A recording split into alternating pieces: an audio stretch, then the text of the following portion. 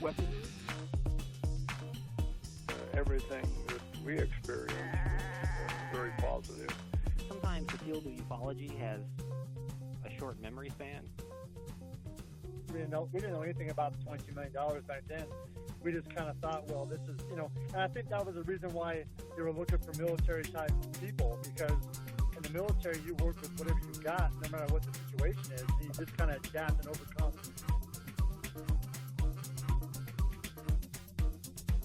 What are you going to do with all this?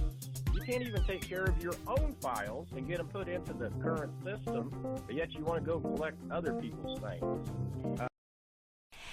Well, good afternoon, my friends. I'm Erica Lukes, and I'm here in Salt Lake, and it is absolutely a beautiful, beautiful spring day. Everything's in blossom, and it's got this wonderful, the air feels so refreshing.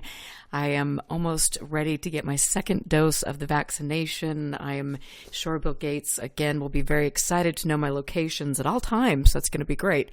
But, I love getting microchipped. Anyway, I just had to say that because I can't believe some of the anti-vaxxers out there and the mentality of not wanting to keep everybody safe. But that's another side note there.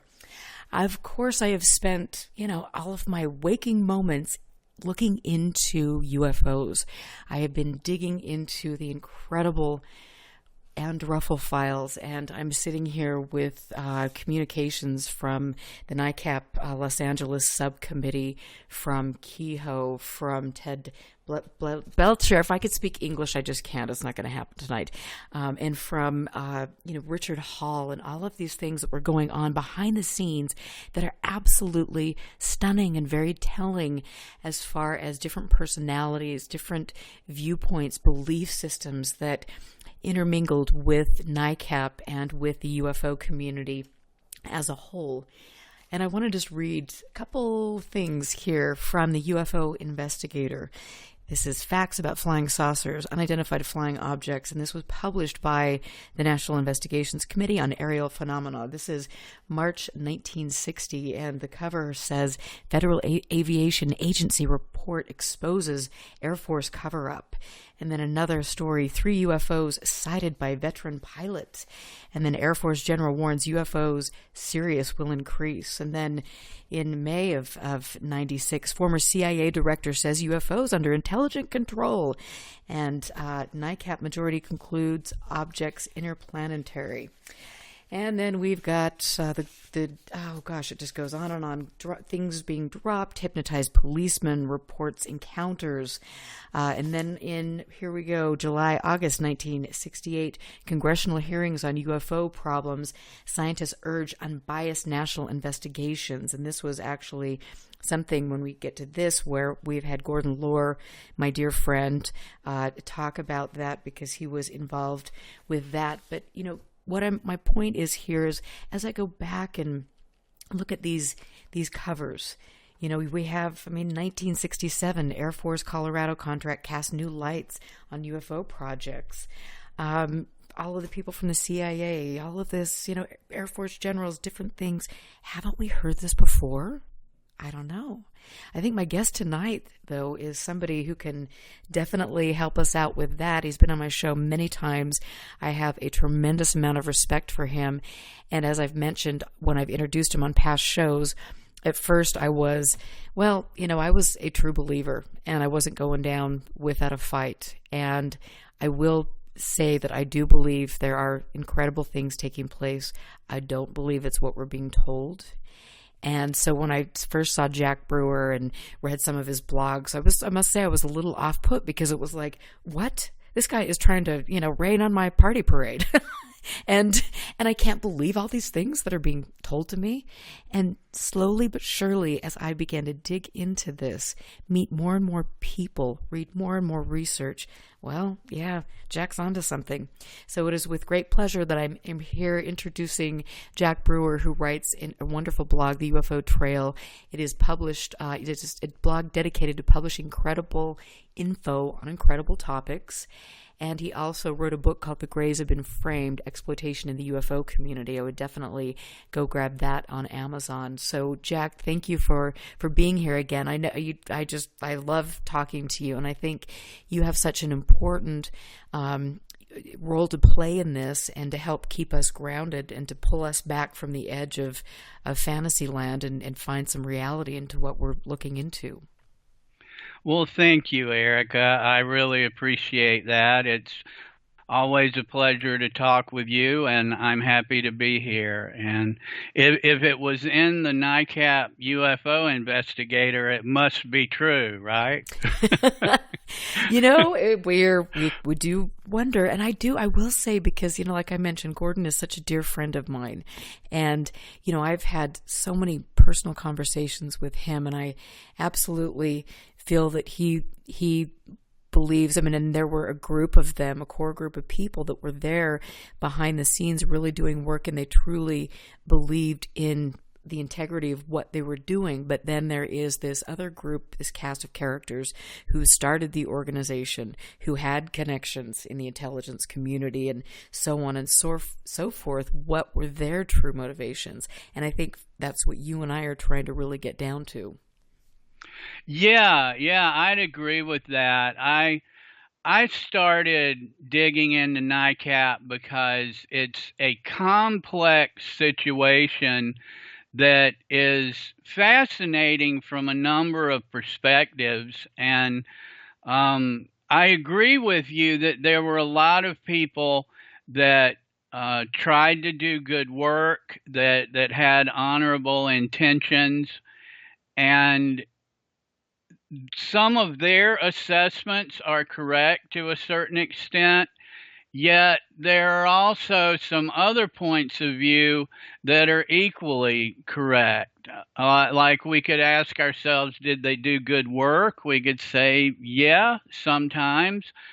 Were they credulous and published some incorrect assumptions? And the answer to that would be yes as well.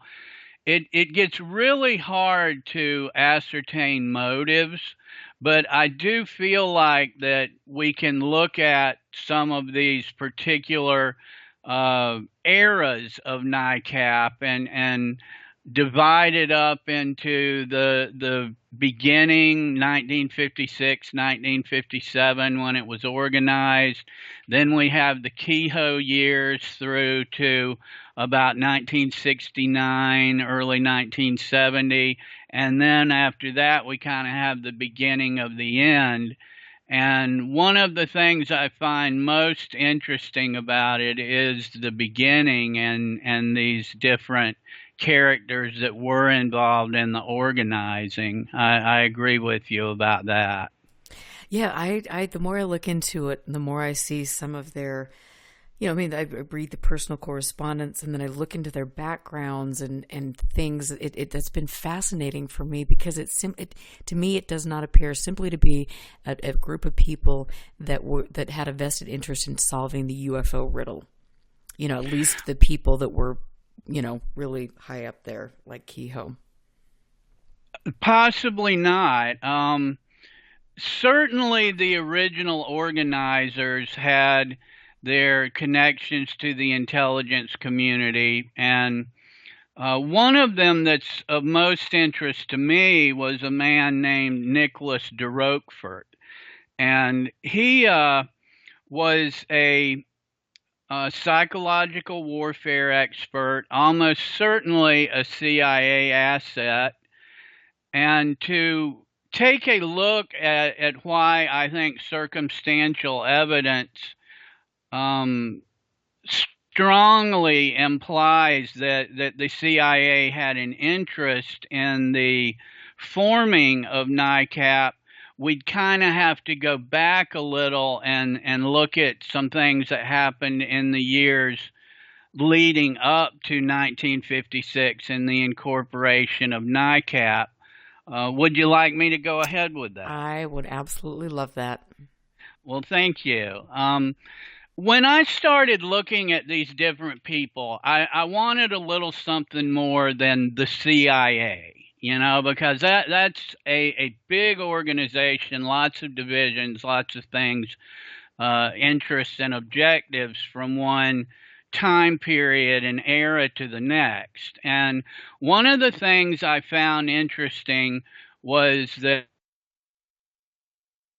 Colonel Joseph Bryan, who became a longtime staple of the NICAP Board of Governors, and some of the original organizers and the people in their circles seemed to and did have ties, worked in or had ties to people that worked in something called the Office of Policy Coordination, or that I'll call the OPC.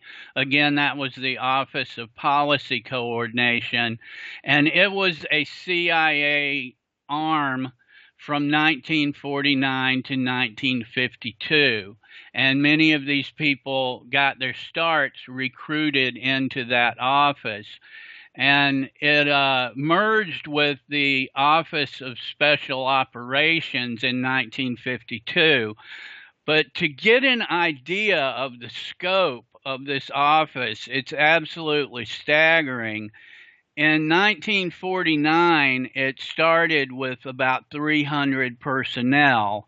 A man named Frank Wisner was hired to head it up. And by the time it merged with OSO in 1952, it had over 2,800 CIA employees with over 3,000 more contract personnel overseas. And its budget had ballooned from about $5 million in 1949 to over $82 million in 1952. And by the time it merged with the Office of Special Operations, it had some 47 overseas stations for operating the clandestine services. So one of the points I'm trying to make here is that when we ask, well, why would the CIA have been interested in the UFO community? Well, we can look at things like the 1953 Robertson Panel report that tells us that the CIA was concerned about propaganda and that UFO organizations might cause panic or have bad actors within them.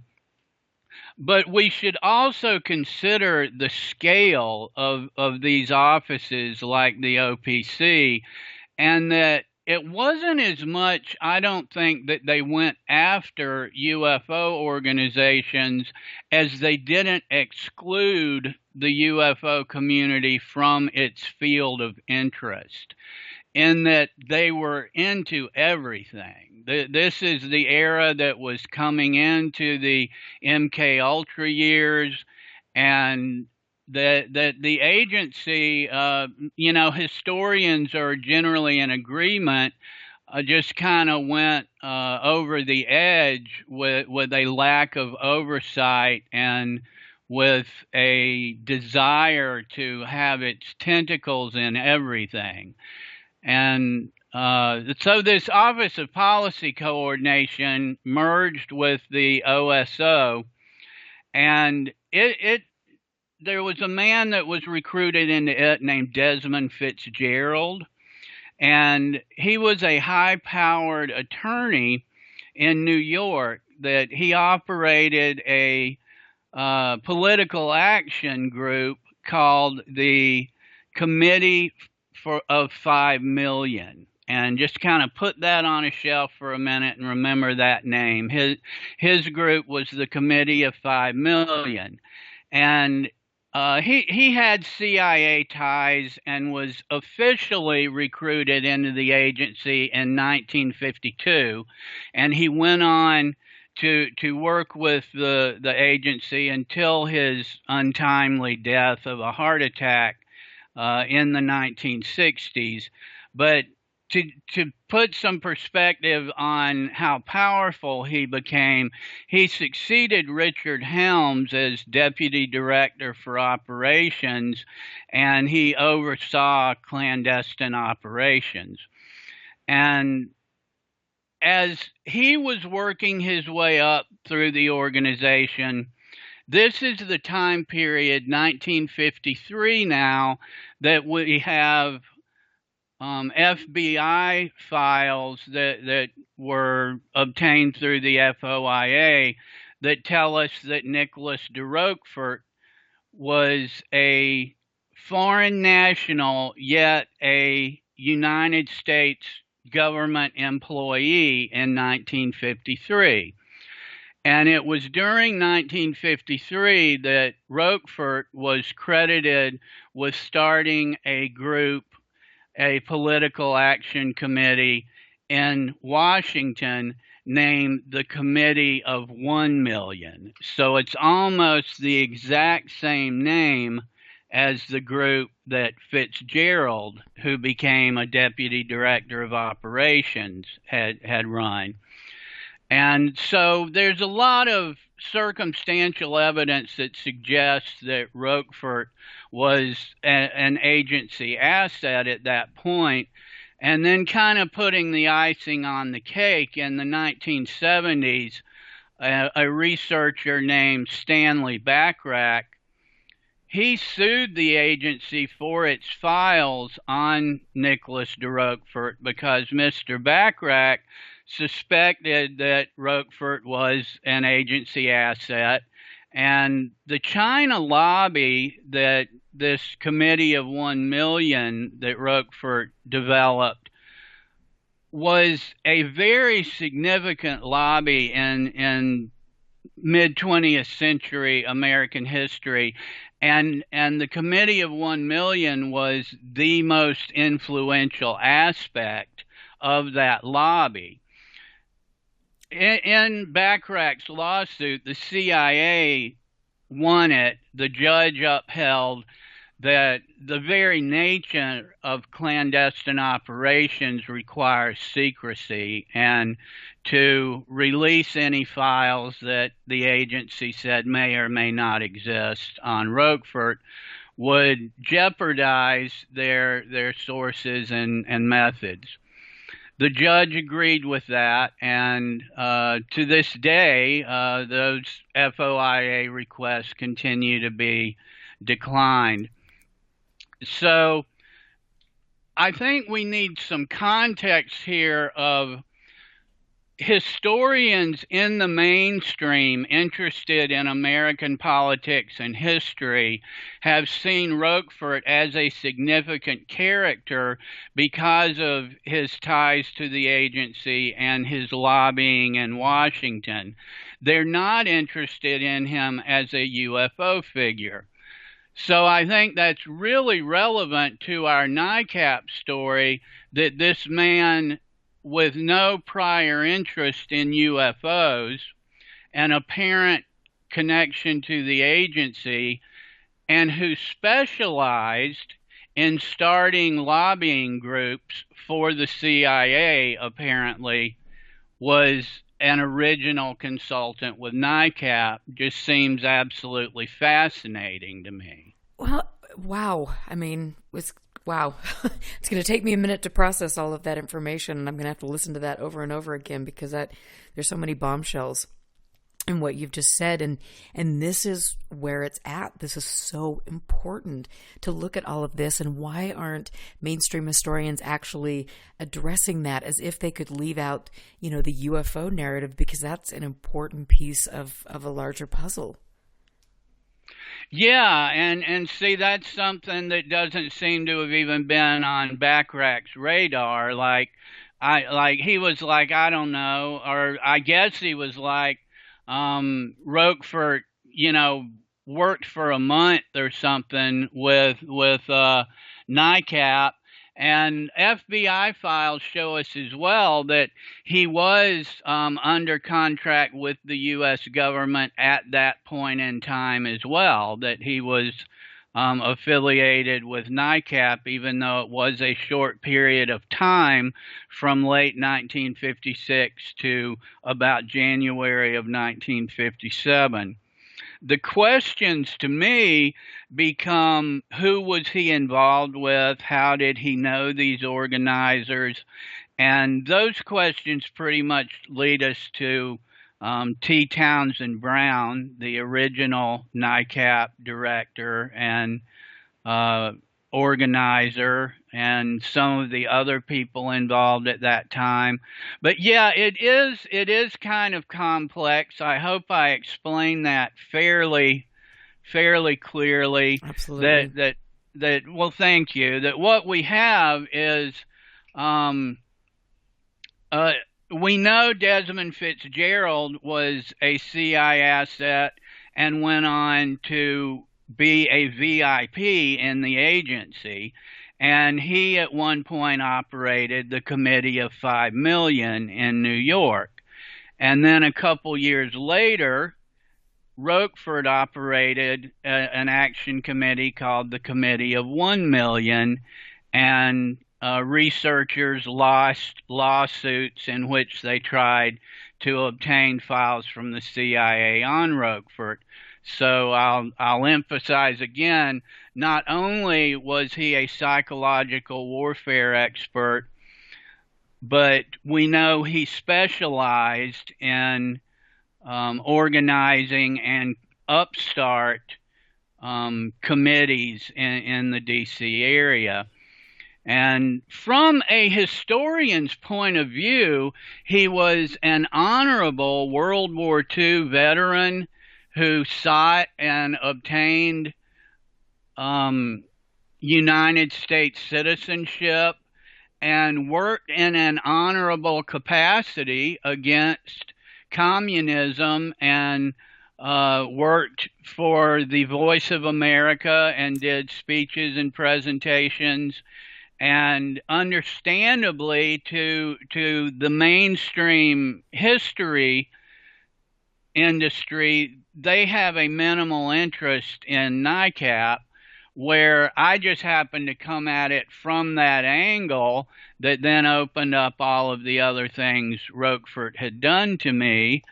That it to me seems it would really stretch my ability to suspend judgment to think that that was coincidental and that somebody just said, hey, I know some interesting saucer meetings. Why don't you give us a hand? I just really doubt that, you know. Well, you are grounded and logical. I commend you for that. Wow. And so do you know anything, as far as the Committee of 5 Million, do you have any idea as to what they were pursuing? Oh yeah, there's a lot of information available on it.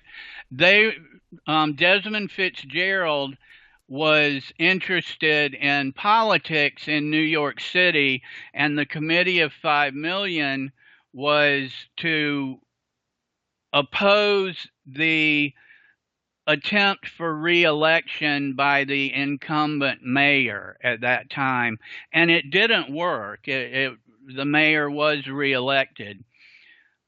And then the Committee of 1 Million that Roquefort founded in 1953 was to influence congressmen and American foreign policy towards China, and various Asian and Southeast Asian nations were impacted. And we're getting into Vietnam, and it's a whole thing that understandably the UFO angle just pretty much gets left out of the story as far as political historians are concerned.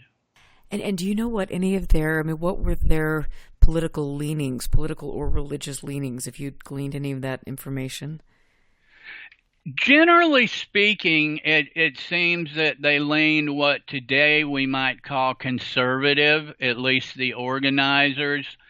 Arnold Krugman was one of the organizers, and while he never became a board member, some of his letters to Townsend Brown indicate that he was interested in using the flying saucer subject to promote what he considered to be patriotism, and he thought that it would be a good way to try to keep youth out of crime, and he was hoping to hoping to make a publication, a magazine that would make space and space exploration open to the attention of American youth.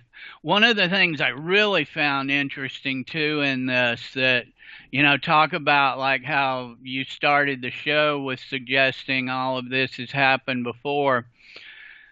Arnold Krugman, ostensibly or otherwise, expressed a concern that there were men from space, like the contactee movement that said they were meeting people from Venus and Mars and whatnot.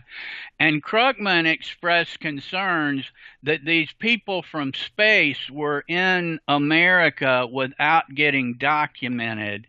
And he was writing a congressman, even trying to get the congressman to share his concerns that we literally had undocumented aliens and that something should be done about it. And as I was reading that, I was just like, wow, a border wall for Martians,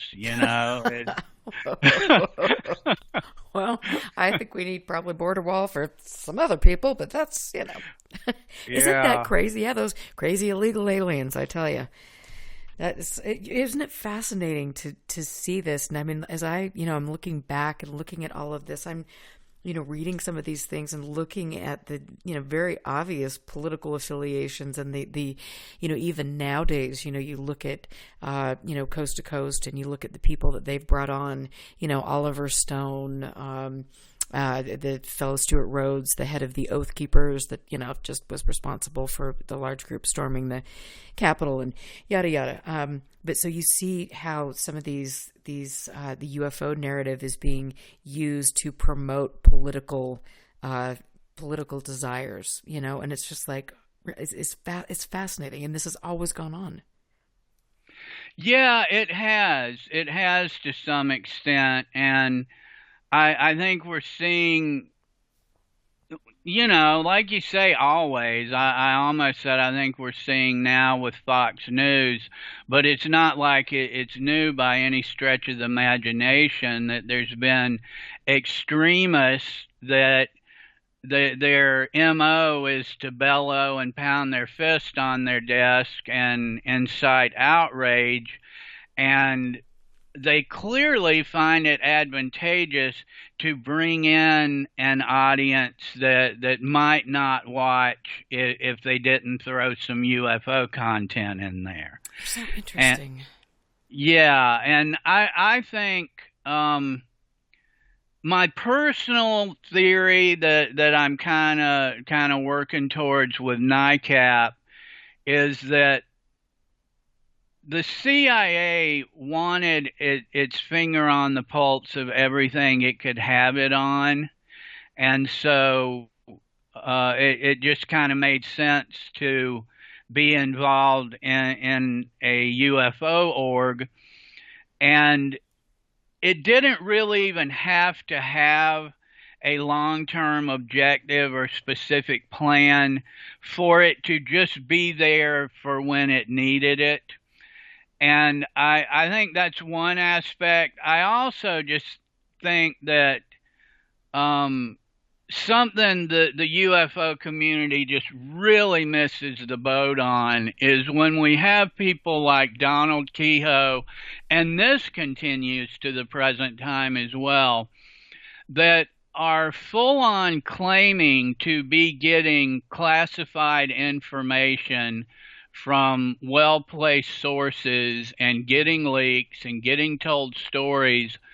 That is necessarily going to attract the attention of intelligence agencies to find out any number of things. If some of these people are bad actors, if they're using the UFO topic as a vehicle just to try to extract these stories, if it's a cover to have them talking to people in sensitive spots about their work. And I'm not sure how often Don Kehoe, for instance, truly believed this rhetoric he was spewing, or if he was just doing it as a publicity stunt, because he thought the American people will back this. That if I say things like, well, if UFOs pose no threat, well then you should have no problem with your officers talking to me about their UFO sighting.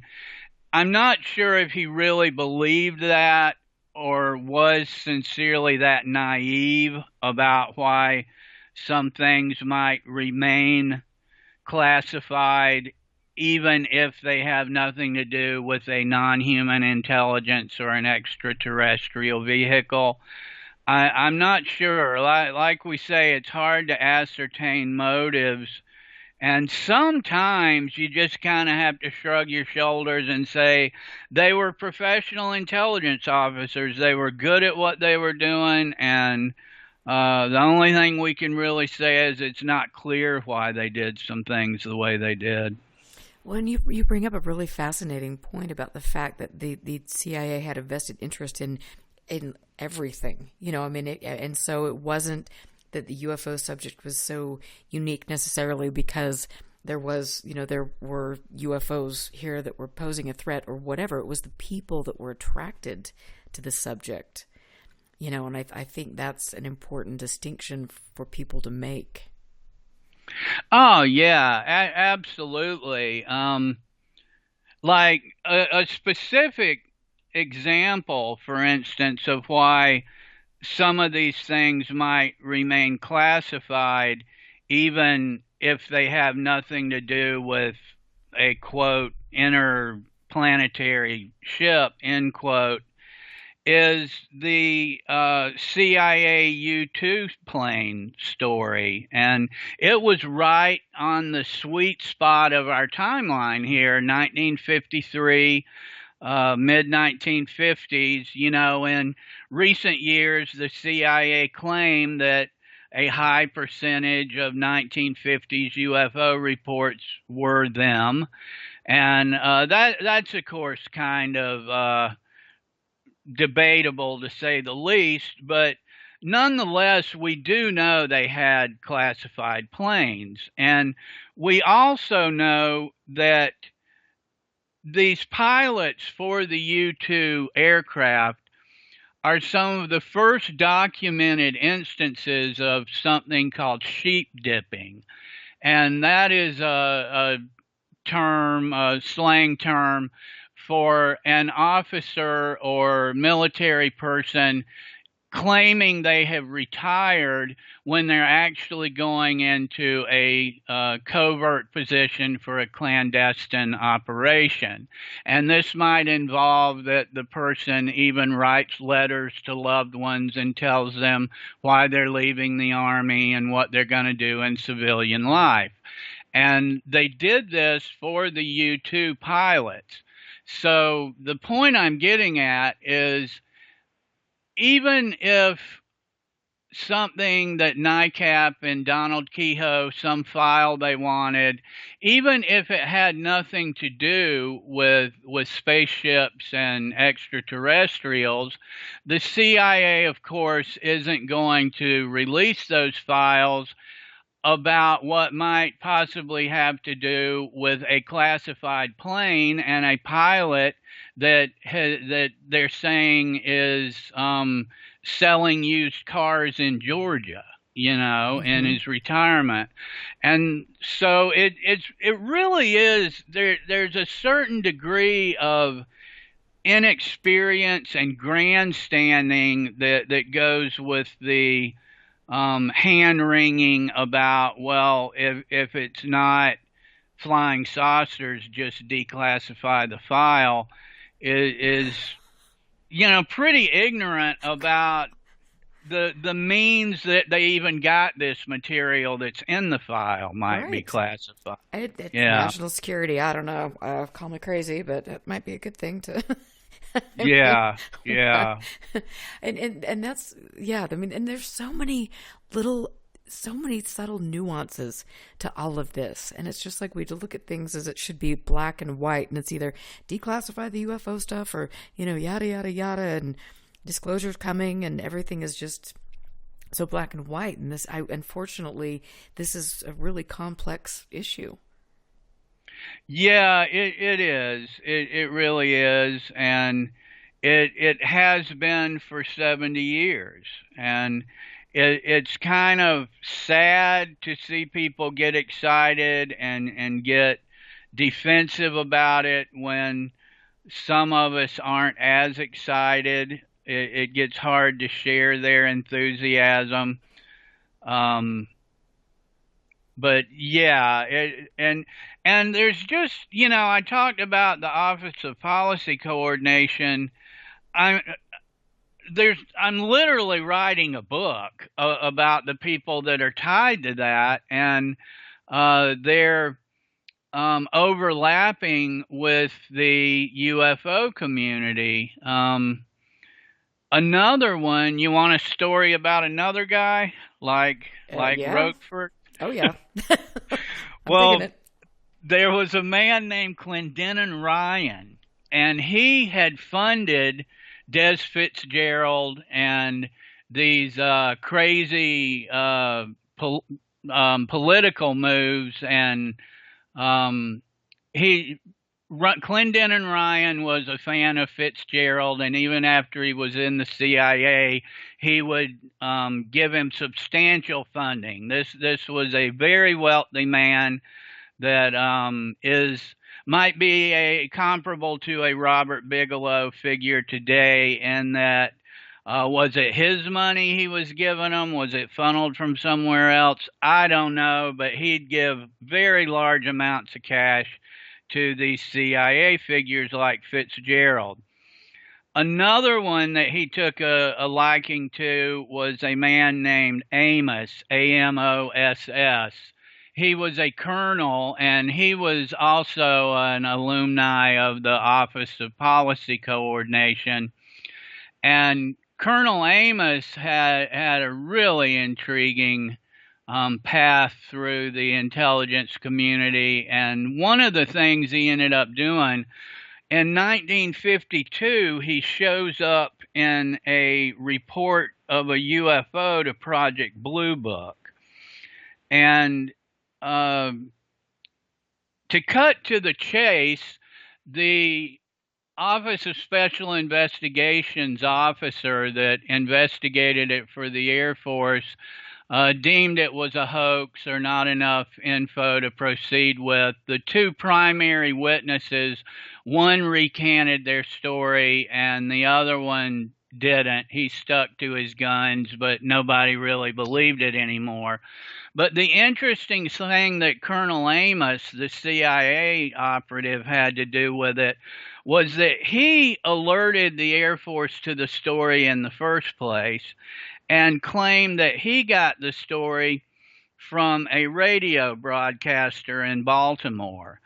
And so the OSI agent interviewed Colonel Amos, and then he interviewed the radio broadcaster and eventually the witnesses that led him to his conclusions. But one of the things that really intrigued me about this was Colonel Amos mentioned a couple witnesses to the OSI agent that he claimed the radio broadcaster told him about, and the OSI agent could not find these people or verify that they existed, and the radio broadcaster outright denied ever telling Colonel Amos that.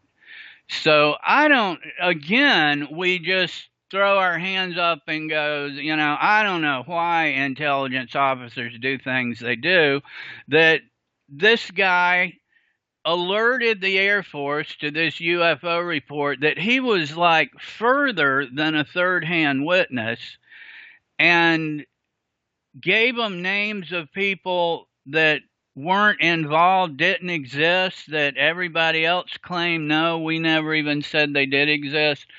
So who knows what that's all about? I mean, it's just crazy, One of the things I think that it kind of comes around to, I think some of James Carrion's theories get some support in this, that it almost seems like the CIA and clandestine services were trying to get these reports higher profile.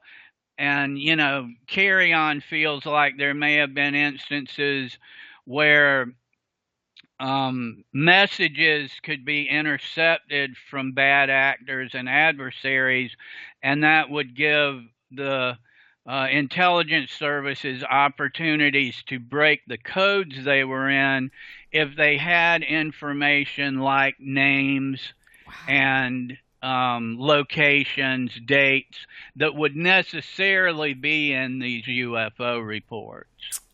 Wow. I mean, you're blowing me away, and I can tell that people in the chat room are feel the same. And I just want to say that Steve, who has been on my show before, and I've got to get him back, a show supporter, he's just saying that you are one of the gems of people that have been on the show. And you are, because the information you're getting is just incredible, and it's so important. And this is even though some of the other stuff is kind of lost its luster for a minute. I might pull back from that, when the Skinwalker stuff dies down. But this is the kind of stuff that is, to me right now, absolutely fascinating and exciting. Like, to learn all of this. I appreciate that. It obviously is to me too, because this is something one can sink their teeth in to a certain extent, as compared to somebody said they saw something, and there's 3 or 4 witnesses and we got statements from everybody, and then where do you go with that? But these are things that you can follow. What division of the CIA was this guy? Do these names he made up mean anything later, or that he apparently made up, or that he was confused about? And we get into some of the nuance here too, that I think some of the more experienced researchers might appreciate, like rivalries between agencies and stuff. That the more I dug into this, the more I even wondered what kind of exchanges the OSI agent that's on the wild goose chase might have with the CIA colonel about his motives, and like what just a super nice guy to give me a heads up about this story. This is something your friends didn't want to investigate, I take it. I can just see a lot of nuance and rivalry, and like you say, just fascinating aspects of the story. But thank you to the chat room. I appreciate that. I really do. Thank you. No, it's cool. And, like I said, I think it's so important for me, as a researcher and where I am, to have people like you that can give me information and give the public information and open people's eyes to, like I mentioned, the complexity of the subject, and how, we have to be, if we really truly want to find answers about UFOs, then we have to be, I feel, aware of all of the politics and all of the game playing and the way the subject has been used and manipulated by entertainers, people looking to cash in on it, people that have motives to pull in, different intelligence, operations and things. I mean, it's just, we have to look at all of these things. And then, for me, in my opinion, like Scott Brown, who has in the field on Facebook, and I love Scott. He was mentioning tonight he's going to go out and go into the forest and just see what he can find. And it's like, I love that. That's cool. It's like, go out and find your own thing, and don't look to other people to tell you what that means, because that's, to me, where you get into trouble.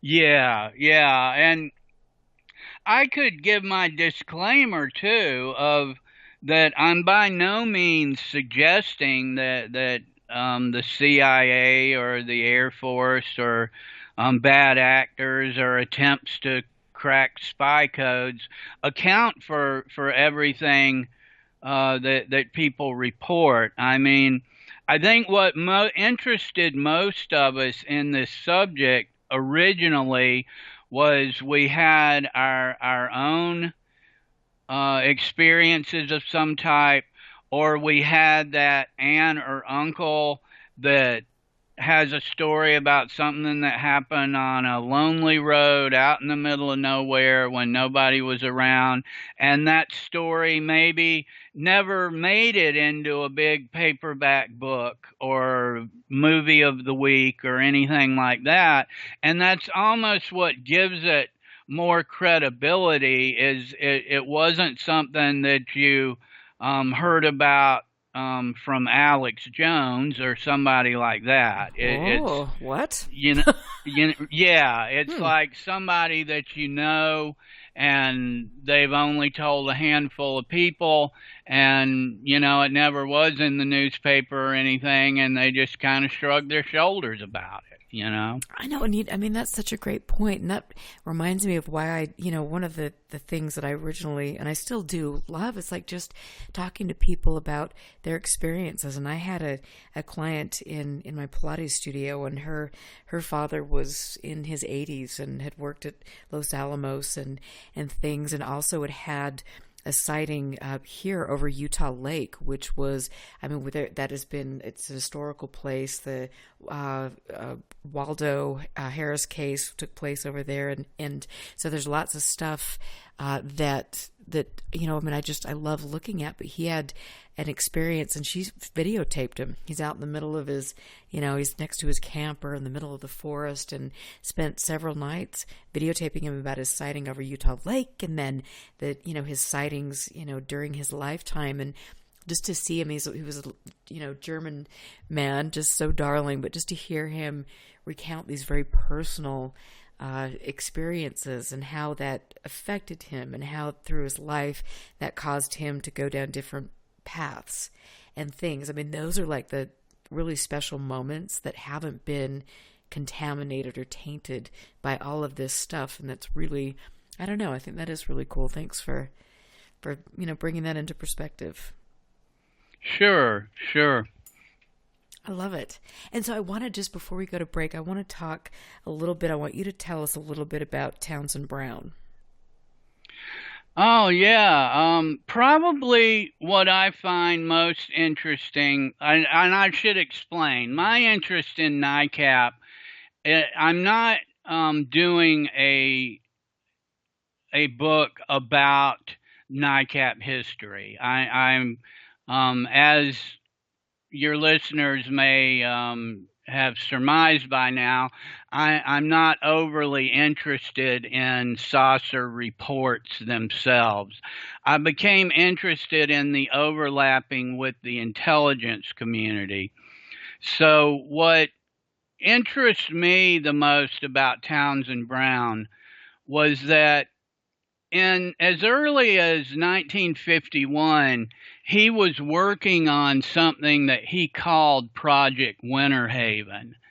And he had an interest in anti-gravity and how that might be used as a weapons project or aircraft, a way to make aircraft fly and more efficiently. He considered himself a physics major, and I say considered himself because his theories are highly disputed. They were at the time. They still are today, although they do get some attention and discussion and debate. And he used these theories he had about anti-gravity to conjecture what flying saucers could do. And he worked on this for years and called it Project Winter Haven. and was actively trying to get funding from the Department of Defense. And he had ties to and relationships with people that were in or bordering on these intelligence community circles as well. So when he founded NICAP, he began attending saucer meetings, UFO group meetings in Washington. Mrs. Clara John was an organizer and used to have the saucer meetings. She, by the way, was a ghostwriter for George Adamski, arguably the most famous UFO contactee and a controversial figure himself. And that's how Brown started getting in the UFO circles. And it seems that my intuition and some others familiar with the circumstances feel like that he thought NICAP could somehow be used as a stepping stone to help him secure this funding for Project Winter Haven. That never materialized, and very early on, he was suspected. There were rumors that he was suspected of funds mismanagement and was asked to resign quickly, and his associates, presumably Nicholas de Roquefort, were gone in short order as well. So Townsend Brown is somewhat an enigmatic character, mysterious. His family's website suggests that he worked in the intelligence community even after NICAP. How much those are just rumors or stories for one reason or another, I don't know. But there's certainly a lot of smoke with this story as far as the original organizers go and their ties to the intelligence community. Wow. And yeah, it is fascinating. And thank you for sharing some of those amazing insights. And when we get back from break, I want to talk a little bit, about the Kehoe days and then Acuff and Stuart Nixon and some of these other people that have had played an important part in NICAP. And I want to read a portion of a letter from Kehoe, which is quite enlightening. And then also I've got a couple correspondence here that I'll share as well regarding Stuart Nixon and Acuff kind of moving into the organization and how people that were doing the good investigations were very suspicious of their motivations. And so I think this is going to be a really fun second hour of the show, and I knew this was going to be off the hook, so thank you, Jack, for being here. And make sure you guys go out to Amazon and get The Greys Have Been Framed, Exploitation in the UFO Community, because it really digs into some of the exploitation, the entertainment factor, and all of these questionable things that are taking place in the UFO community that I feel we all need to be aware of so we can kind of step over some landmines and try to get to good work and good, exciting stuff. But anyway, so thank you for being here, Jack. And I want to just give a shout out to everybody who's in chat, all of the people that are so kind to support my show. And a lot of you are in the chat room. You can go to UFOclassified.com and become a show supporter. And not only that, but also help archive history and digitize this and get important information out that people would not have access to, that really gives us a larger and more important picture to all of this. And as we know, a lot of these files are disappearing into the black abyss, and it is very easy for new actors to come onto the scene and to rewrite history and tell you things that simply aren't accurate, because again, we're going to keep promoting the same story over and over again because the younger generation doesn't know better, but we're not going to let that happen. So thank you for supporting the show, Jack. Thank you for being here, and I want to give a special little bit of love to my dear friend Mario, who had a very difficult week. His nephew passed away, Sean Lafreniere, and he was very young. He was born in 1967, and it was his parents' first grandchild, Mario's, and his first nephew, and just a beautiful man. I'm so sorry for your loss, Mario. We all love you and are thinking of you and sending you our prayers and our thoughts. So we're going to take a 3-minute break, and then we will be right back with the best part of the show. This is going to be good. So thanks all, and we will be back in 3 minutes. So welcome back to the second half of UFO Classified. I am your host, Erica Lukes, here from Salt Lake City. And as I mentioned, it is an absolutely gorgeous spring day. I love that it's staying light longer, and I get to get the 1965 Galaxy convertible out, and hopefully it will start. If not, I can have somebody push it so it will aim downhill. We'll be good to go. And if you've never seen a picture of my 65 Galaxy convertible, let me just paint a little picture, because it is canary yellow with leopard print interior, and it is so cool. It's actually been in a couple of movies, and interestingly enough, Nick Redfern told me that he sent me a couple of Men in Black cases back in the 60s, and guess what? The Men in Black were driving Galaxy convertibles. So that's just a little side note. I thought that was kind of cool, but just picture me out in my convertible terrorizing, I don't know what, curbs and things. Maybe somebody can send me some curb feelers. That might be a good plan of attack. But on that note, I am here with Jack Brewer, who has been on my show many times, and I love bringing him back because each time he is peeling back more and more information, more of the layers that really prevent us from getting to the truth. And it's like, holy cow, the things he had mentioned in the beginning of the show are very, very cool. We were talking about Project Winter Haven with regard to Townsend Brown, and it is interesting to see what these characters were up to back in the day. And so, I mean, Jack, thank you again. Welcome back, and thank you for your perseverance in staying in a subject when you, like myself, is just kind of some of the luster in what we originally were interested in that's kind of worn off, but now we're finding a new cool thing, avenues to explore. Oh, well, thank you. And your car sounds cool. That sounds great. You know what? I will say that it's a head turner. And when you see me coming down the road and that thing with my hair blowing, and I mean little children running in all directions, and it's like, it was so much fun. I remember I did a TV show a few years ago, and the crew wanted to do a story out by Dugway.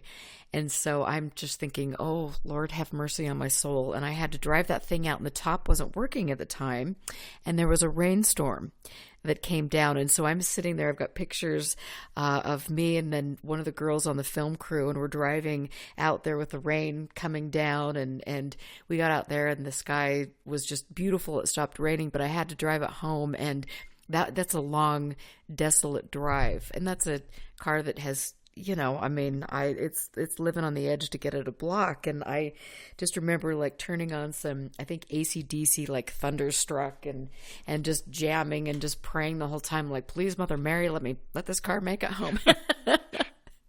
But if you ever come to Utah to look at Ann Druffel's files, I'll take you for a spin. We could have people pushing the back of it, but whatever, it'll be fun. There you go. Yeah. So anyway, let's talk a little bit more about some of the discoveries that you're making with regard to the people in NICAP. And so take us through to the later part of the 60s and then what started to happen in the 70s. Well, yeah, everything that we've said about the organizers being suspect and wondering what their motives and intentions are.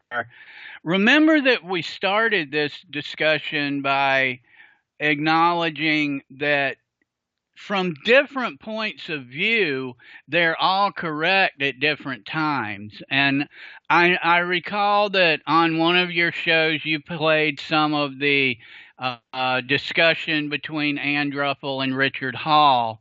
And Hall indicated that he didn't really care what the CIA was doing. He got hired in I believe it was 1958 or so, and was not there for the original organizers and the upstart of the group, and he said something to Ann to the effect in that recording you played of he was doing his thing. He didn't care what the CIA was doing. He didn't have anything to hide. He was just researching UFOs.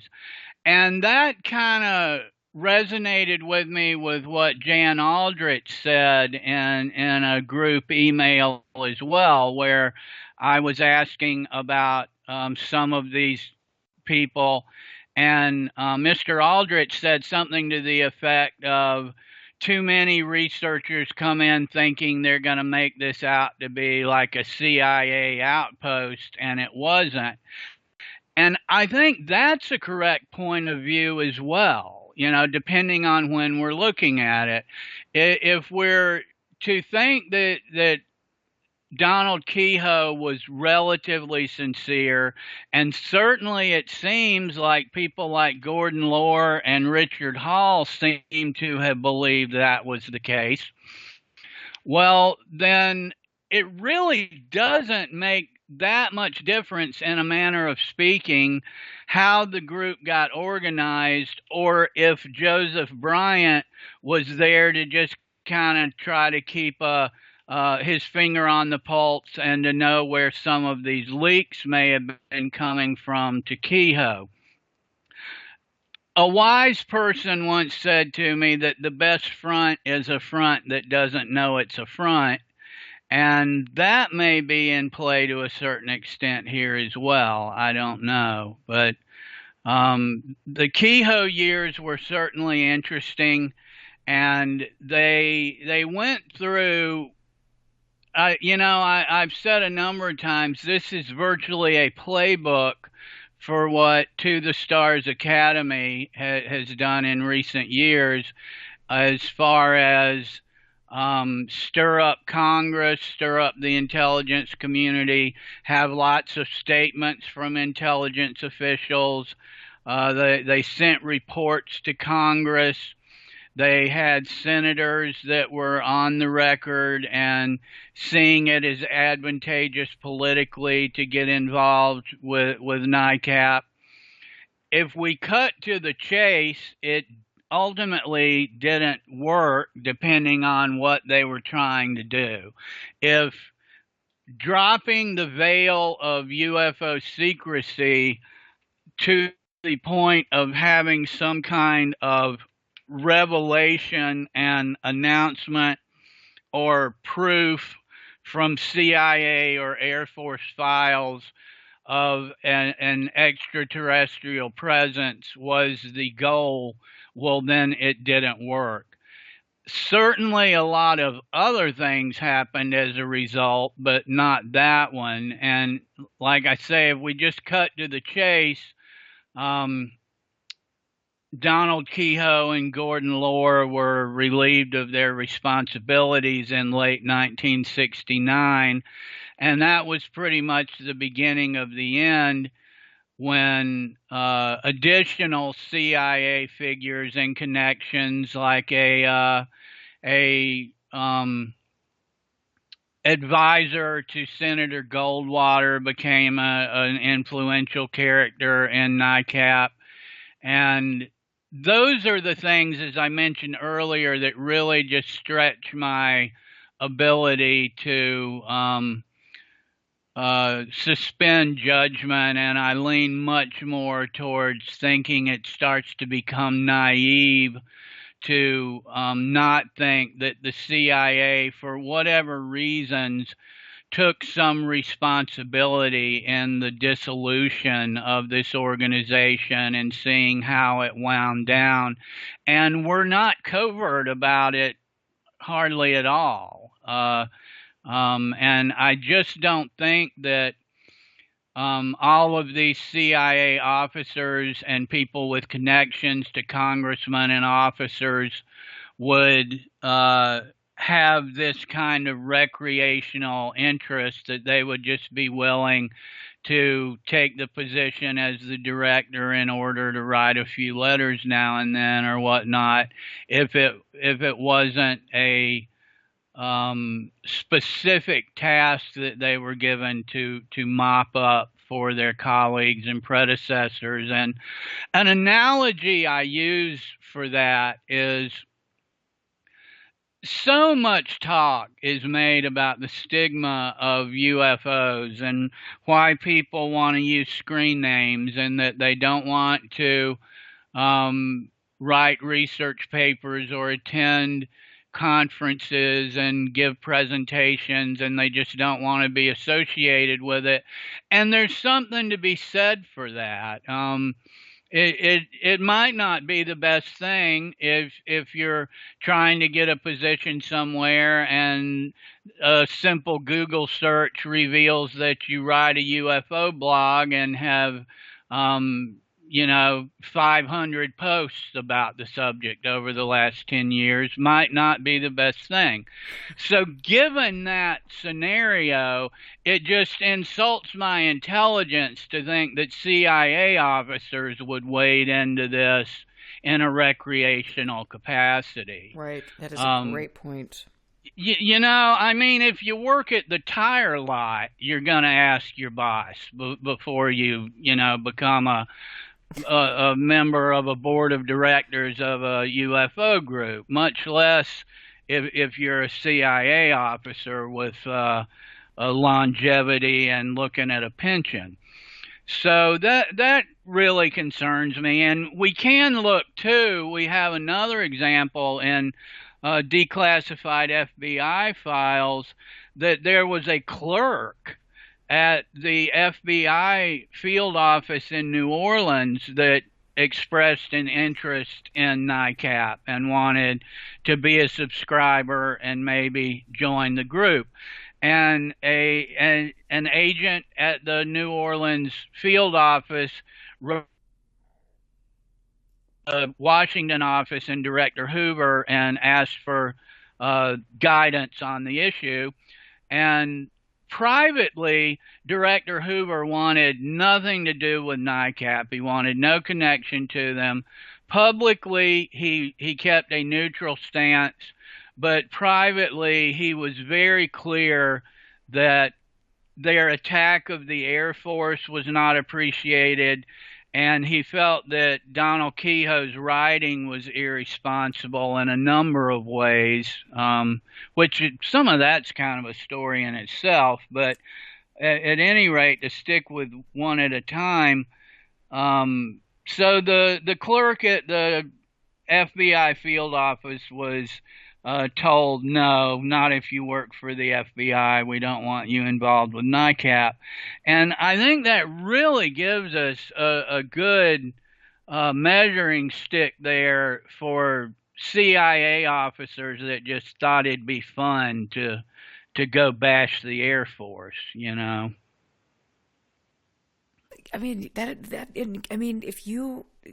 so I want to ask you, who was working for Goldwater? Oh, I'll have to look that up. I'm wanting to say Lombard. Was that his name? I don't know. I'll pull that up here for you. In some of the files that I have, Goldwater, in fact, there have been interesting exchanges between Goldwater and specific people. I believe Major Paul Deutsch and things. And there was another person as well, and I'll have to go back, and I'm just digging into all of that. But yeah, there's some interesting I'm sorry, I cut you off. No, Go no, ahead. no. That was good. I mean, it's just been, it is interesting to see how some of these names come up and some of the people associated with different organizations, and yeah. Yeah, there are. There's some interesting correspondence between Jack Acuff, who took over the director's position in the early 1970s. There's some interesting correspondence to me between he and Senator Goldwater that implies that um, he's talking to the senator about some Senate committees, and it seems to me that there's more to it than just casual conversation. Like it seems to me like it's more um, official correspondence about what this subcommittee might want, or what ACUF's responsibilities might be to this subcommittee. And it's also kind of interesting to me that he and ACUF clearly have a familiarity, that they call each other by first names and whatnot in these letters. And it's no secret that Goldwater was a supporter of NICAP during the Kehoe years, and um, basically did commercials for him and saying that he was a subscriber and encouraged other people to subscribe. But I don't know how far that may have gone, other than like why he was such a NICAP guy. I don't know how far these political favors in Washington may have gone. And yeah, the a man that the NICAP people, Richard Hall and others, feel was a CIA employee and was an aide to Senator Barry Goldwater was Charles Lombard. And I believe that he was put on the board in the early 70s as well. Okay, thank you for answering that. And I have a question from someone in chat who wanted to know what the circumstances were surrounding Gordon Lohr's departure and Kehoe's departure from NICAP. It depends on who you ask, but what happened was Kehoe got relieved of responsibilities, and the reasons given, I believe, were financial irresponsibility, and that was certainly true. The organization was virtually always strapped and without funds. Gordon Lohr, I really do not know, other than about that same time, if not at exactly the same time, he was asked to leave. According to Mr. Lohr's book and Richard Hall's writings, it was they didn't appreciate the way it was done. It was done rather abruptly. Minimal reasons were given. Richard Hall wrote that Gordon had been trying to talk to interested board members and try to solicit their help in saving the organization, doing what needed to be done. And for some context, this was in the wake of what was known as the Condon Report, a report on UFOs that was done at the University of Colorado and was commissioned by the Air Force and was highly anticipated by the public and minimized the UFO topic. This, of course, was not appreciated by NICAP, and a great deal of energy was expended by NICAP to refute the findings of the report. And to many, it signaled the end of NICAP and at least the UFO heyday at that point in time, 1968. So by 1969, apparently Mr. Lohr was doing what he thought would be necessary to get board members rallied and whatever that may have specifically meant for a financially doable and positive, successful direction for NICAP.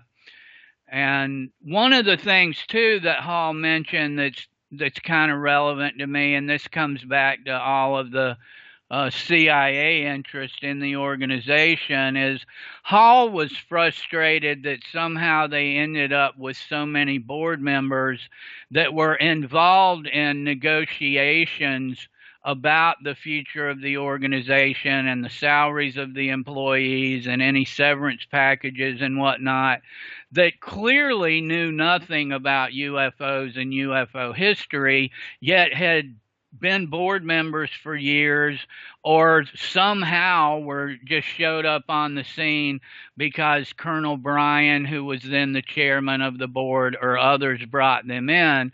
And I can appreciate Hall's concern about that.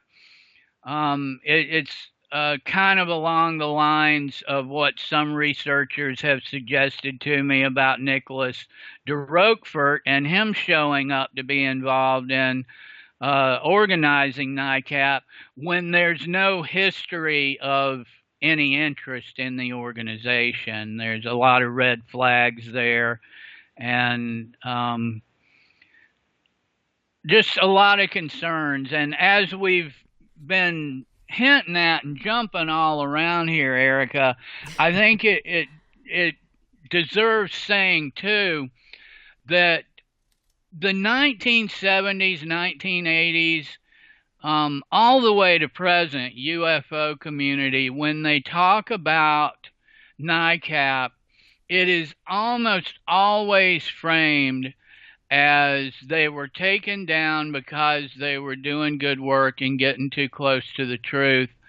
And I just invite consideration that there's a lot of other possibilities there of what these CIA people were doing on the scene.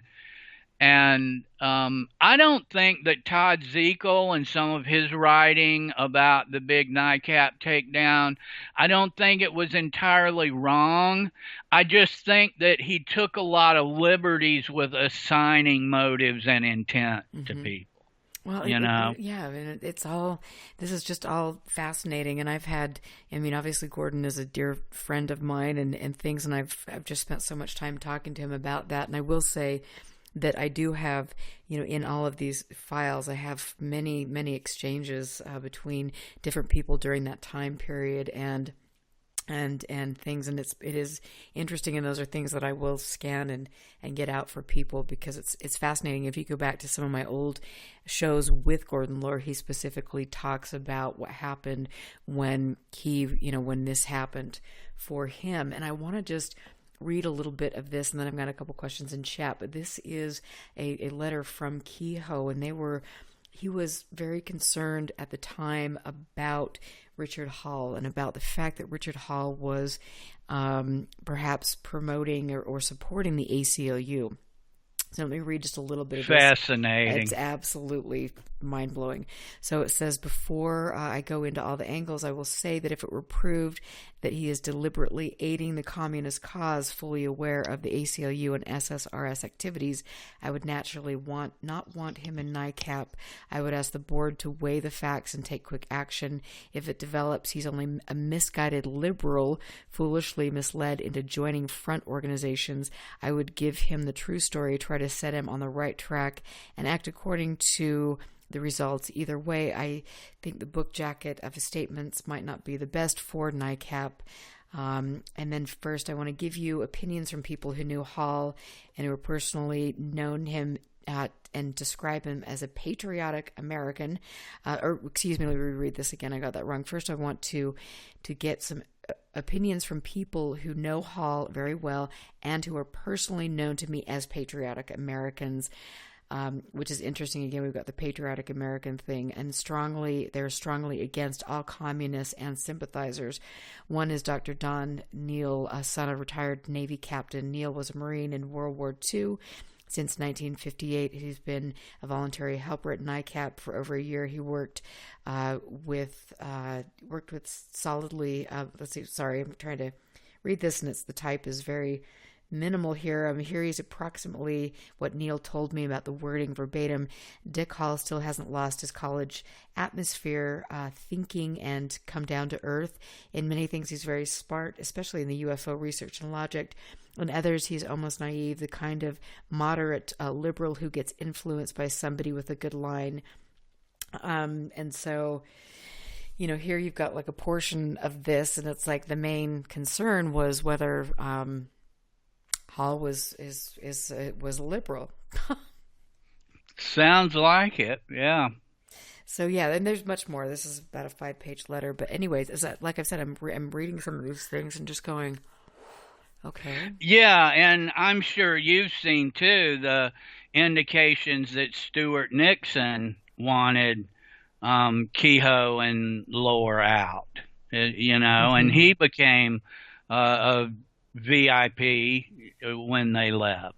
So, and given some of the background, the correspondence between people that were involved in the NICAP, the subcommittee in Los Angeles, and things. These were people that were very concerned and did not think that Acuff and Nixon were shooting from a place of being knowledgeable about the subject or wanting to do the right thing with the data. Yeah. There were some concerns from Chicago too, that one of the subcommittees there that didn't like the direction the Home Office was going, and I suppose these things are somewhat par for the course, but the reasons you're giving there are interesting too. Yeah, yeah. Like I said, I'm just every day I'm reading through things and learning more, and I'm just almost flabbergasted at where some of these things are taking us. And I think this is so important because, like you and I both said, this isn't anything new. There seems to be this kind of thread that has been woven throughout, the whole subject and all of these underground motivations. Yeah.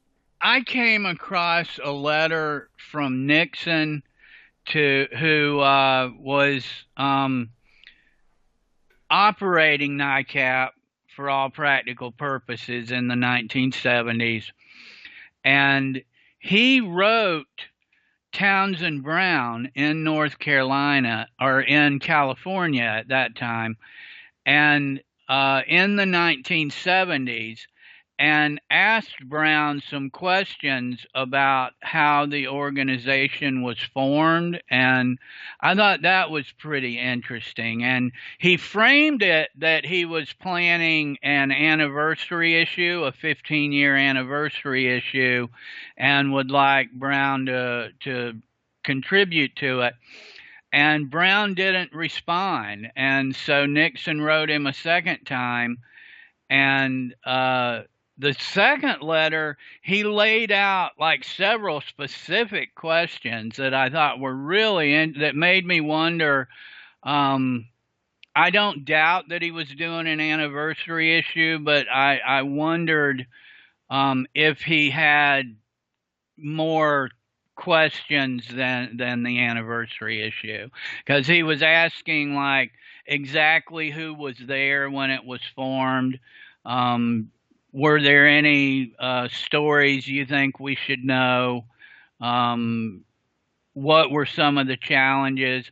And so then Nixon did, or Brown did respond to the second request and gave him some somewhat vague responses, and told him his files were in storage and he didn't have the exact names and some things like that that are could certainly be interpreted to be an interesting exchange. Wow. That is fascinating.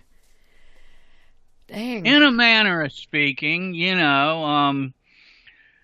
yeah, that 15 years, basically what we have there is 15 years later, the director is asking the original director what happened, and the original director is saying, I do not recall that, Huh. in so many words. Yeah. Wow. It gets more, just intriguing all the time. And I wanted to say, I'm sitting here, my wheels are spinning, and I think I'm definitely going to have to try to get Gordon back on the show. Perhaps in the next coming weeks. He's been moved to assisted living, which I know is he's not very excited about that, but I'd just love to ask him some more questions about this time. And I know he's 85, but he's so spry, and he says that his memory is not what it used to be. And I mean, at my age, my memory isn't what it used to be, but I would love to get more information about that, any of this. And so, Jack, if you've got questions that you want me to ask Gordon, please let me know. And Thank same you. for, people out there in the audience who have questions. This was such a pivotal time in this subject, and it can really give us a good guide as to what's happening now. In my opinion, what's happening now is, like I said, it's a little bit more cheesy. This was so much more refined, and people were actually wearing suits and they were respectable. They were respectable, and now you've got, I don't know.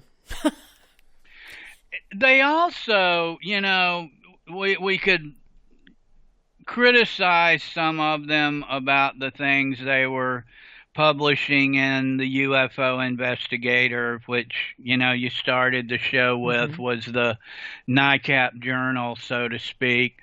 We could criticize some of the things they did and said, and some of it would be justified.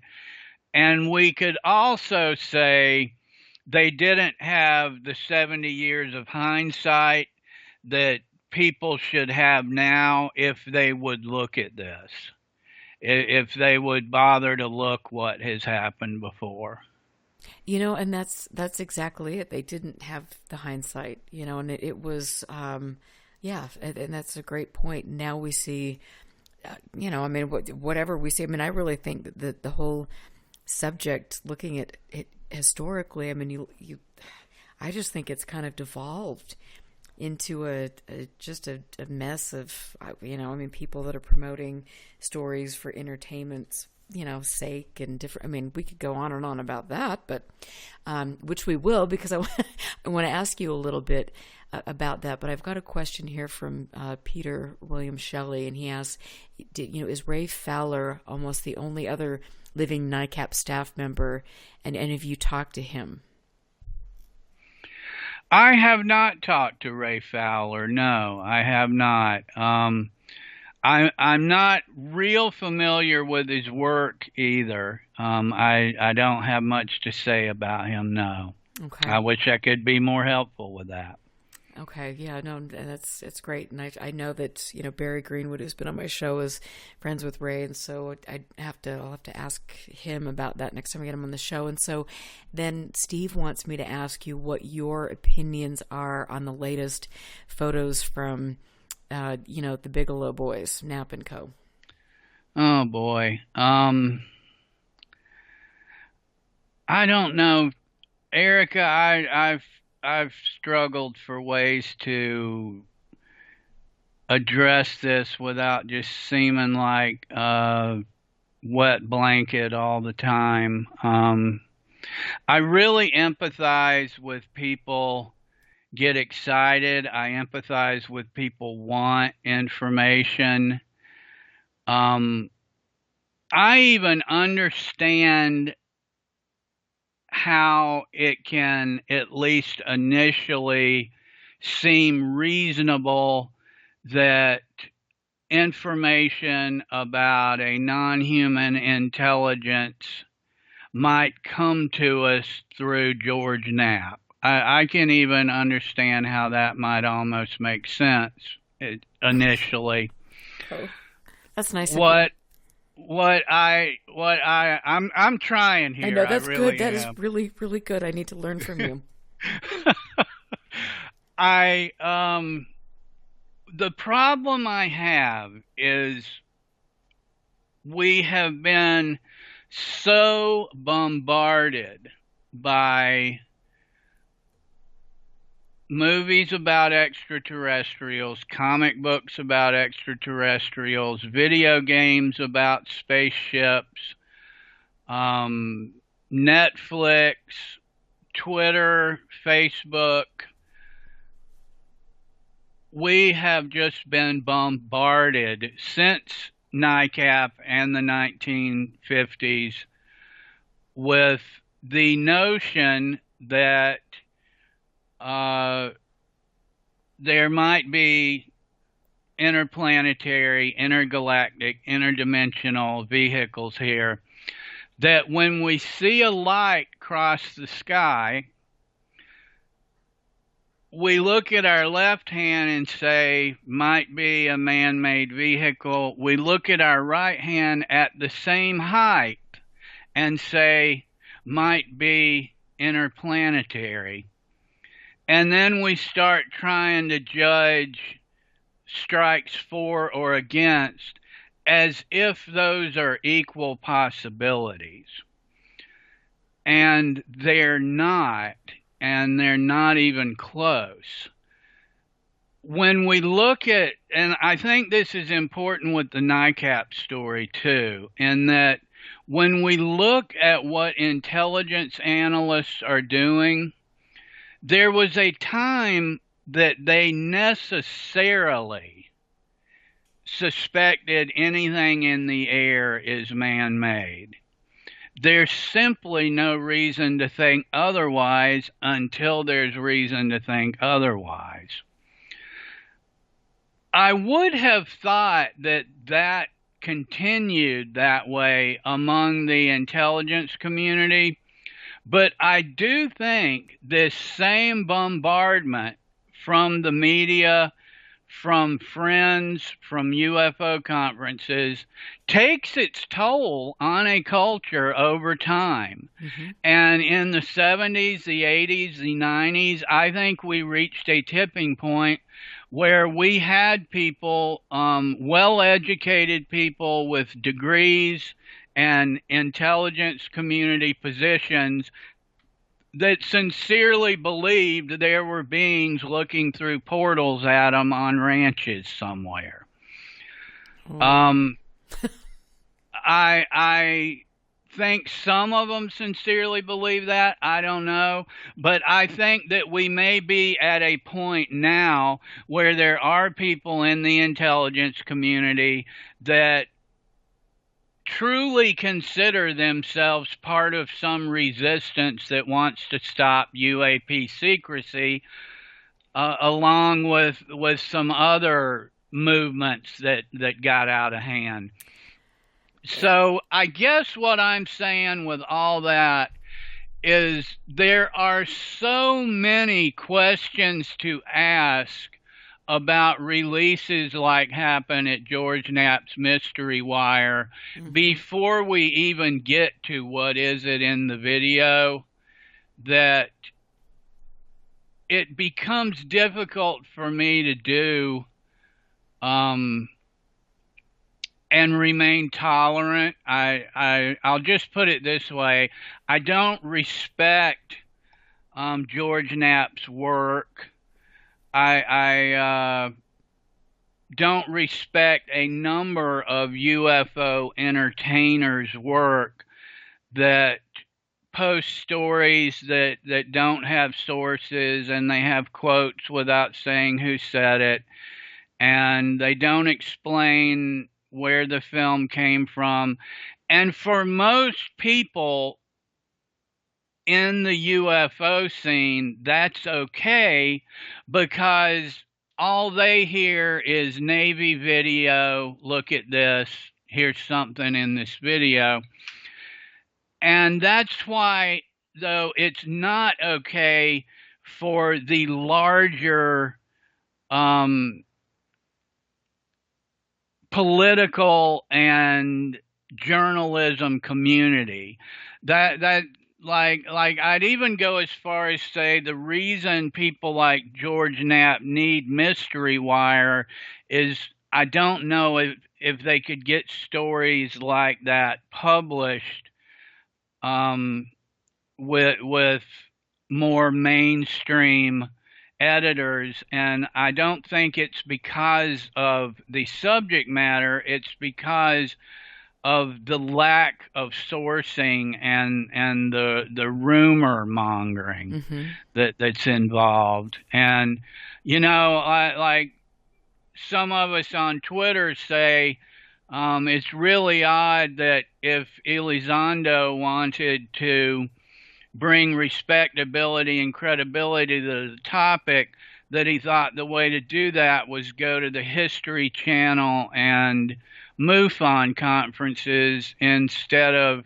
writers like Sharon Weinberger or answer the who's a national security professional journalist, or answer the questions of people like Sarah Scholes and Keith Clore that Elizondo and Chris Mellon had no interest in addressing. So what I'm saying in a roundabout way is I don't know, man. Looks like you got a video there. I mean, what else am I supposed to say? I think that's about it. I don't know. More Batman balloons, and I mean, it is just, again, it's like this big carnival. It is like being at a carnival. It's like, let's go spend $2 and get a goldfish over here and throw a do whatever carnival games we're playing, and maybe we can pull back the curtain and the Great Oz, will appear. And then we've got, just, the Hall of Mirrors. And just this carnival of, stupidity, I guess. That was a very deep thought. Carnival of stupidity. I don't know. But it's true, Yeah, it is. It is. And it's sad because there are people that, they've got their, minions that are willing to get in there on Twitter and stuff and just rip people apart for questioning this, when it's like, why aren't you questioning this? This is just, it is pretty ridiculous. But I want to ask you, because you look at some of the things that are taking place, and I hate to go into the political thing, but I think the QAnon thing for me has been of particular interest because of how whatever Q is, whoever they are, they have been able to manipulate the UFO community as well. And so now you've got, we've got the David Icke figures and people that are, we've got this, well, this person's a reptilian and this person's a blah, blah, blah, which is just, what are your thoughts on this? And does that concern you to see how this has been the UFO community's been manipulated? It does concern me, and I've thought for a long time now that QAnon and the UFO genre have striking similarities of the way they're structured, that something's coming, trust the plan, it's coming, don't let the doubters bring you down.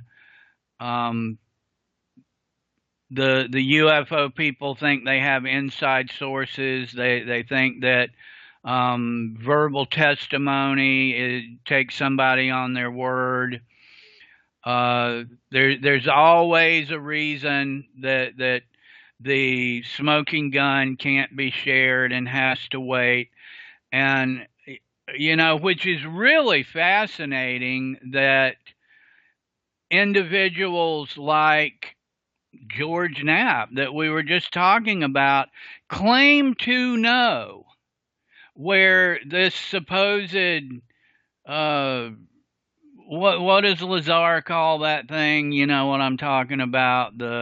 Which thing? Right. Not his little Bible of. No, he's I can't think of the word. You have tables for them, chemical structures and things. Mm-hmm. And Periodic table, yeah, anyway, the element, yeah. yeah, the element. Thank you. And he claimed to have the rods of the alien element, and he claims to have buried it somewhere, and Knapp claimed to know where this is. And it's just grossly fascinating to me that the same disclosure community does not demand these people cough up this evidence, but backs them to demand it of the U.S. government, who denies they got anything. Yeah, isn't that fascinating? And I mean, that is Isn't it? such. I mean, the 115, guys thanks, that Steve. say, I got nothing, man, you keep demanding they turn it over. And Knapp and Bassett and all these people that have said they got the goods, we say, well, keep it hidden till the time's right. I just don't get that at all. Well, and I think it's so interesting because whoever is weaving this narrative is so good at it. You know, how can we? And I mean, obviously, people. I think when you're looking into psychological warfare, I mean, this is it. You know, you learn how to look at people's vulnerabilities, and you learn how to play on their needs and their wants and their what makes them angry, and then you can manipulate a whole population like this. And so you've got people in the UFO community who are, they want answers, they're exploring things, maybe I've got this distrust in the government, and then you can to pretend to be this, shining star, and the seventh sign of the apocalypse is happening, and here we have it, and I'm, the anointed savior who's going to give you information and just give you half truths, but then I'm creating this narrative that, well, I can't give you all the truth because my life will be in danger, or because, people are have to remain anonymous, and all of this stuff. And it's like, wow, I mean, whoever writes the playbook on this is brilliant, because people are just, I mean, seems to be working. Once you get that UFO in your sights, it blinds you to other things. It blinds us to other possibilities and alternatives.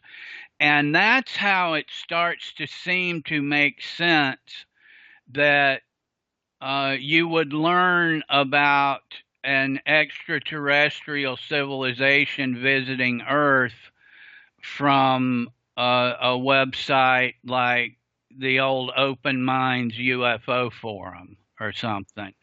And, back in the day, not even that long ago, we're certainly not talking NICAP long ago, but like 10, 15 years ago, there were researchers that thought those UFO forums might be serving as a laboratory of sorts for following memes and psychological warfare, like you're saying.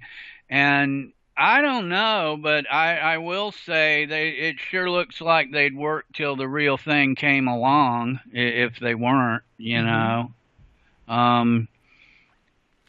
It like you just articulated it well, the similarities between QAnon and the UFO community, that it's gonna be a new world, all the it's just the same dynamics with just a couple different words.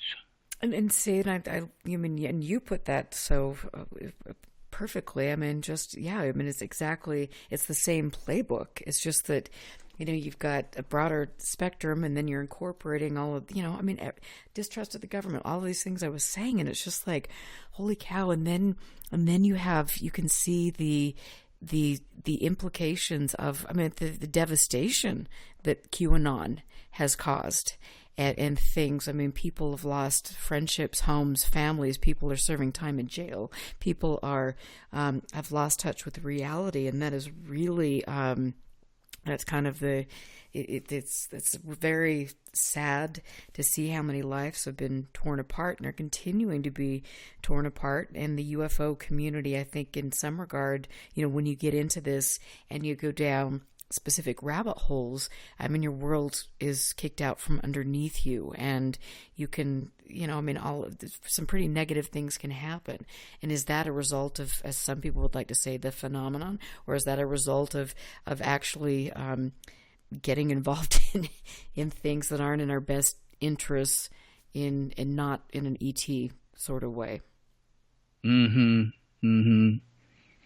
Yeah, I think you're making good points there, and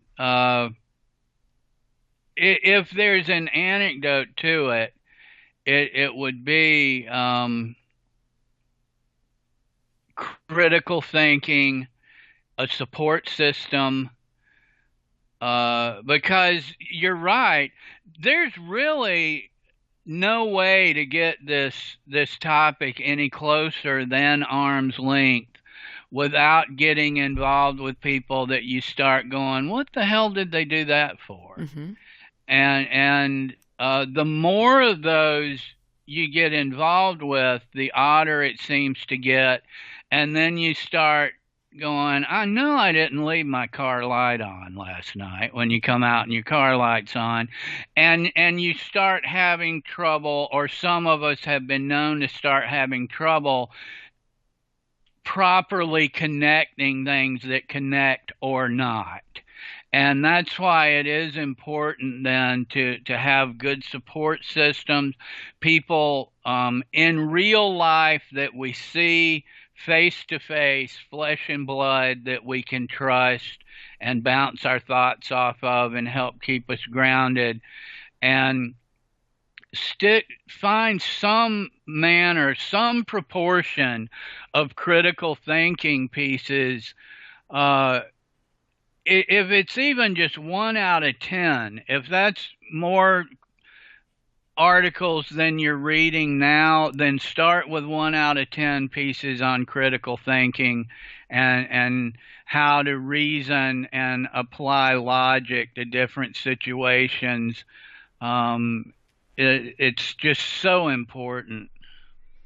It is, and I think both of us have been pretty candid about the pitfalls that we've gone through, and it's for me, I've always been an open book. It's like, okay, here I was 6 years ago when I started doing the show, and then here I am going through this, and I've been chewed up and spit out, and here I am, now, and this is what I'm trying to teach people, like you are too. It's like this is an important topic, and it can be empowering, and we can learn a lot about a whole array of different things, and that's very, very cool. But we just have to make sure that we're not sucked up in some of these things that really have a disastrous effect on all of us. And I think that's very, I don't know. I think it's really important. And so when you're looking for people that keep you grounded, and you're looking for good researchers and people that you can align yourself with, who are the people that you look towards? The people that keep me most grounded are not in the UFO community.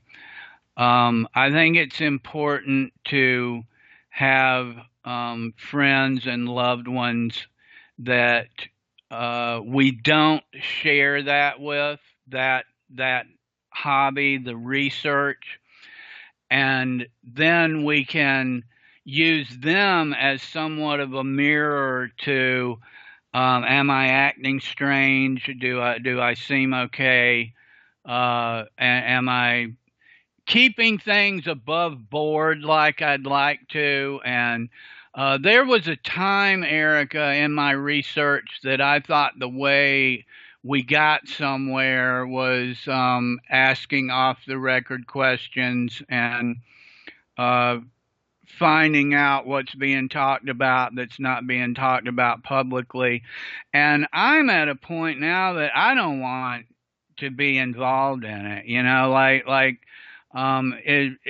If I'm talking to an intelligence officer at a UFO conference, I don't want to play gotcha with him. I mean, there's laws against asking people about things that are classified, and there should be, And as we discussed earlier tonight, oftentimes they don't have anything to do with any kind of extraterrestrial intelligence or anything like that. But to answer your question, the people that I rely on most heavily for emotional and mental health support are not research colleagues.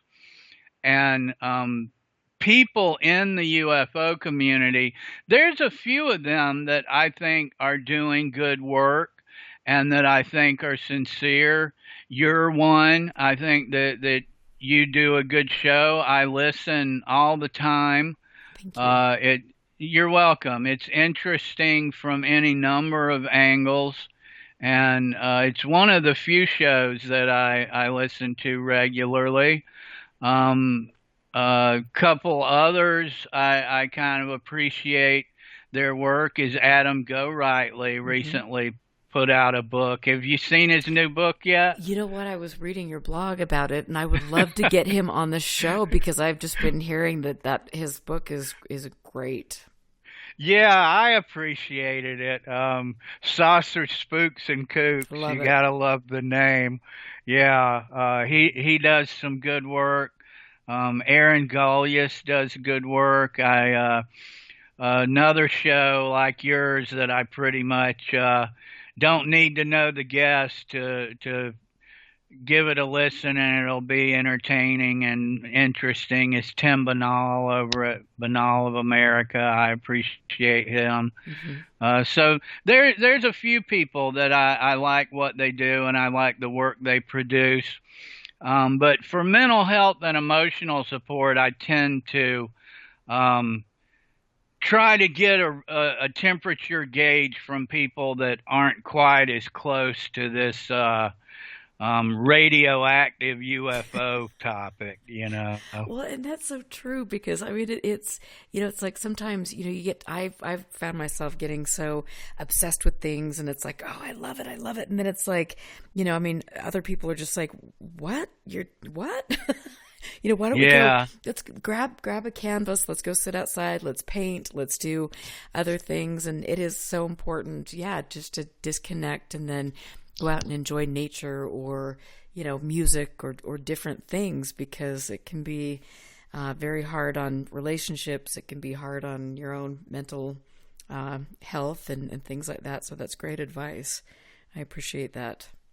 And like we've been saying, we're kind of full circle here. There's nothing new under the sun, really. I mean, John Keel wrote about this decades ago that he would find colleagues, sitting in the kitchen floor with a loaded shotgun, and it's disturbing, like you're saying, the Q similarities and all of that. It's something to keep a handle on. Yes. Yeah, it is, because it does have very serious. And yep, I've definitely seen that firsthand, and that's something I don't ever wish on anybody else. So it's important for us to keep each other grounded, and I'm so glad that I have you as a support, system, and you keep me grounded, and you give me really exciting information about all of this. And I like I said, it's kind of as I lose I'm not fascination with other things, because like I said, I know that there is something incredible out there. I mean, where we are right now, we can't say that this is it, and what we know about life and reality is where it begins and ends right now. We're going to learn more. We're always learning more, and more discoveries will be made. So I have no doubt that there's some intelligence. I don't know where it's from. I just know that right now my interest is on the history and the subject matter, and how that is infiltrated the community, and helping people understand that, which I think you are as well. And so that's very cool. I love it. Well, thank you, and right back at you. I appreciate that. Thank you, and I look forward to having you on the show again and again. So prepare yourselves. Prepare yourself, not yourselves. It's always you and your pleasure. imaginary friends. I don't know. It's always a pleasure to talk with you. Thank you so much. And I will be, again, I've got so much that I'm going to share with you from Anne's files, and I want to get out to people, and I will be getting back to my scanning and getting information, certain documents out to people that are supporting the show. I appreciate all of you for helping keep UFO Classified on the air. It's been a special thing, and I don't go out there and promote things on Twitter and do things. That's not my bag. I am here researching, and so I appreciate you sharing information about UFO Classified, supporting the show, supporting good research, and helping keep people like Gordon Lohr and Ann Druffel and all of these important figures in the subject, helping their work moving forward, getting that out there. And so thank you so much to all of you. Again, Mario, my love is with you and your family. And I want to just say to all of you, make sure that you're staying safe out there. Don't fall down too many rabbit holes. Always look at potentials for people putting out information. What are the motivations? Stay off the internet. That's what I'm saying. Stay out of Facebook. Stay off Facebook unless you're going to In the Field. That's all I'm going to say. But anyway, thank you so much, Jack, for being here tonight. And I love all of you guys. Please stay safe. And I will look forward to being here next Friday night. And we will make sure. And also, just one more thing. Please get Jack's book, The Grays Have Been Framed, Exploitation of the UFO Community, and follow the UFO Trail. Jack, any other information you want to get out there about what you're doing and where people can find you? Oh, I think you've pretty much covered it. Sweet. I'm at the UFO Trail on Twitter, and I have a Google blog, the UFO Trail. I love it. Okay, thank you so much. And I will catch you guys next week. Stay safe, and have a good one.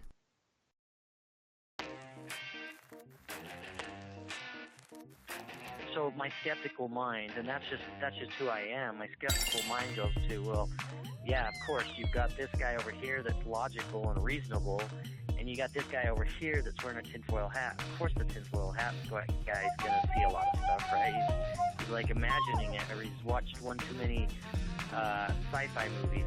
But it's used to help us frame hypotheses for UFO propulsion, power, stealth, weaponry.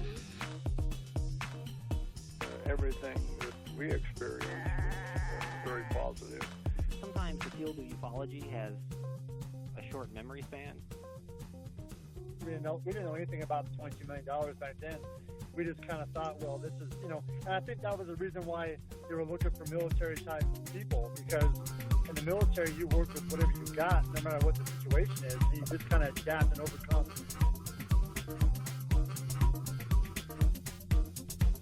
What are you going to do with all this?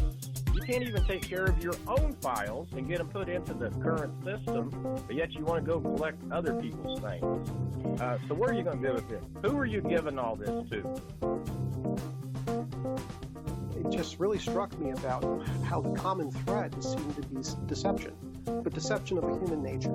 So that's what I started thinking, who would these folks be? I mean, then I started thinking about the intelligence agencies, what role they could play, and what would be their motivations for getting involved in ufology.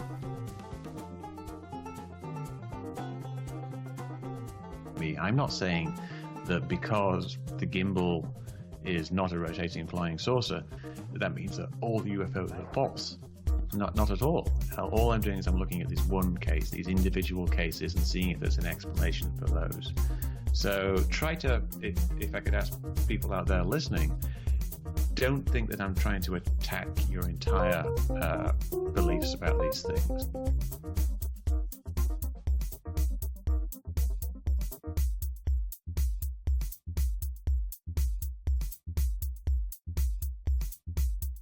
Nice to be in orbit.